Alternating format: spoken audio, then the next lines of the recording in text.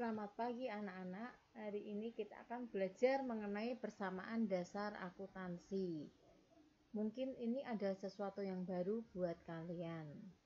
Materinya yaitu mengenai konsep persamaan dasar akuntansi dan analisis transaksi serta pencatatannya dalam persamaan dasar akuntansi. Nanti kita sering menyebutnya atau menyingkatnya dengan PDA. Apakah yang dinamakan persamaan dasar akuntansi? Persamaan dasar akuntansi disebut juga persamaan neraca, merupakan hubungan antara aset, kewajiban, dan ekuitas pemilik dari sebuah bisnis.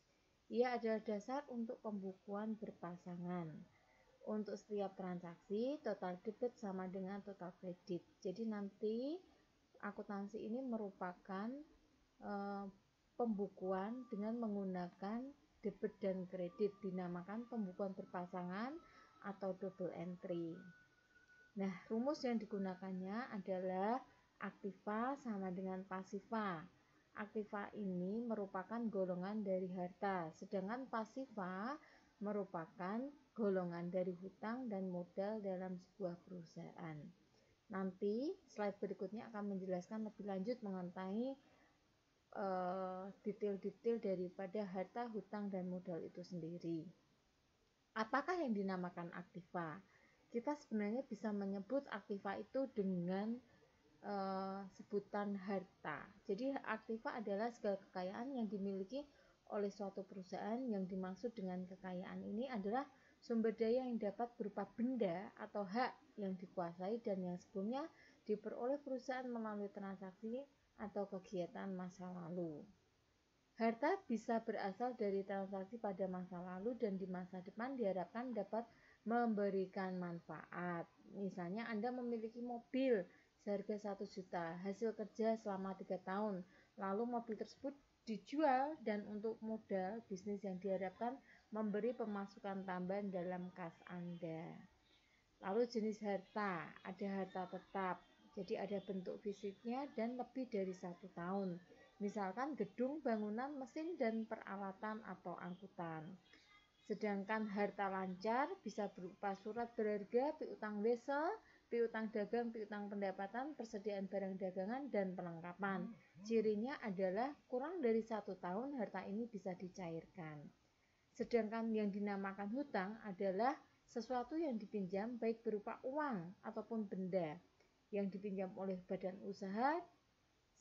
Peminjamnya dinamakan debitur dan entitas yang memberikan utang dinamakan kreditur. Jadi dalam hutang ini ada dua pihak yang terlibat di dalamnya. Lalu hutang dalam akuntansi ini menjadi kewajiban yang harus dipenuhi oleh setiap pemilik perusahaan. Hutang tidak bisa terus-menerus dipandang sebagai beban yang harus dipikul sehingga terkesan perlu dihindari. Jadi hutang itu sebenarnya ketika dilakukan untuk tujuan tertentu yang memang itu bisa digunakan untuk menghasilkan, itu sebenarnya tidak masalah anak-anak. Lalu jenis hutang itu ada hutang lancar. Hutang lancar dibagi dalam beberapa hal. Utang usaha, utang jangka panjang, wesel bayar, obligasi jangka pendek, utang dividen, pendapatan diterima di muka, customer advance, dan deposito, utang pajak penghasilan, utang pajak penjualan, dan kewajiban yang terkait dengan karyawan. Nah, hutang usaha ini berarti seluruh hutang itu digunakan untuk usaha dalam sebuah perusahaan. Nah, nanti kalau dalam perusahaan dagang akan ada yang namanya jatuh tempo. Misalnya terkait dengan bulan pembayaran hutang tersebut harus lunas. Kemudian ada yang namanya wesel bayar.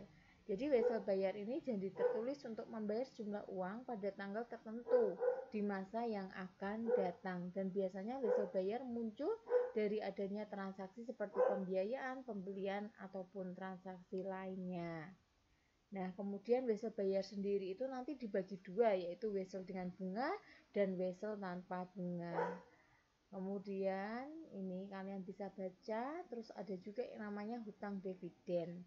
Hutang dividen adalah satu jumlah yang terhutang oleh satu perusahaan kepada para investor di perusahaan yang bersangkutan sebagai hasil dari otorisasi dalam Dewan Direksi Penjualan. masing-masing memiliki kriteria. Ini kalian bisa baca. Jadi menurut jangka waktunya 3 bulan, bentuknya bisa saham tambahan dan dividen saham preferen yang belum diumumkan dan terakumulasi oleh perusahaan yang tidak dicatat sebagai kewajiban. Kemudian di sini adalah hutang pajak penjualan. Memiliki pengertian bahwa hutang pajak penjualan ini merupakan utang perusahaan pada kantor pajak. Jadi di sini sales tax yang dipungut oleh perusahaan dari pelanggan atau penjualan barang dan jasa. Nah, ini kemudian modal dalam akuntansi. Ya, modal itu terdiri dari modal yang dari pinjaman dan modal dari modal sendiri. Nah, ini seperti ini jenis-jenis modalnya. Ya, masing-masing memiliki kelebihan dan kelemahannya, baik yang berupa pinjaman ataupun modal sendiri. Nah, semua ini merupakan komponen-komponen yang ada dalam persamaan dasar akuntansi. Ya, jadi kemudian modal berdasarkan bentuknya ada modal investasi dan modal kerja. Modal investasi dipakai dalam jangka panjang dan dipakai berulang-ulang. Sedangkan modal kerja dipakai untuk membiayai kegiatan operasional perusahaan dalam jangka pendek dan hanya bisa dipakai dalam satu produksi. Terima kasih, selamat belajar. Nanti penugasannya bisa kalian lihat di room Camilo ya anak-anak.